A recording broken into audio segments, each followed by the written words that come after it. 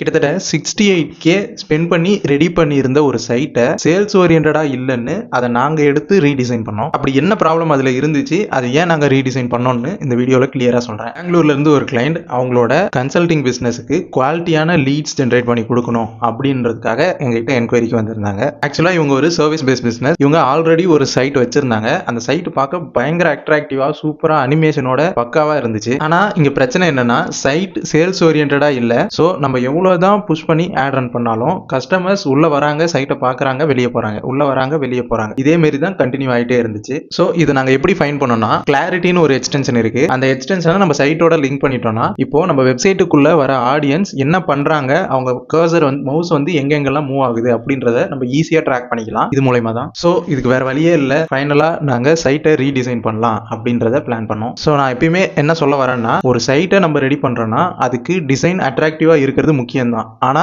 Sales ஓரியன்டா அந்த சைட்டை ready பண்றது அதை விட ரொம்ப முக்கியம். ஸோ இந்த ப்ராப்ளமை நாங்கள் சார்ட் அவுட் பண்றதுக்கு என்ன பண்ணுவோம்னா, ஃபர்ஸ்ட் கிளைண்ட் என்ன மாதிரி சைட்டை எக்ஸ்பெக்ட் பண்றாங்க அப்படின்றத கிளியரா கேட்டு வாங்கிட்டு, அதுக்கப்புறம் இந்த மாதிரி சைட்டுக்கு எப்படி சேல்ஸ் ஓரியன்டான ஒரு வெப்சைட்டை பில்ட் பண்ணலாம் அப்படின்றத கிளியரா நாங்க பிளான் பண்ணுவோம். கிளைண்ட்ஸ் கிட்ட என்ன மாதிரி டீடைல்ஸ் எல்லாம் கேதர் பண்ணணும்னு ஸ்கிரீன்ல காட்டுறேன். இந்த டீடைல்ஸை வாங்கிட்டு தான் அதுக்கப்புறம் ப்ராசஸை ஸ்டார்ட் பண்ணுவோம். இந்த எக்ஸல்ல ஒரு அட்ராக்டிவான சைட்டுக்கும் சேல்ஸ் ஓரியன்டான சைட்டுக்கும் என்ன டிஃபரன்ஸ்ன்றதை கிளியரா எக்ஸ்பிளைன் பண்ணியிருக்கேன். அதை வேணும்னா நம்மளை ஃபாலோ பண்ணிட்டு கமெண்ட்ல ரீடிசைன் டைப் பண்ணுங்க. நானே உங்களுக்கு பர்சனலா ஷேர் பண்றேன். தேங்க்யூ.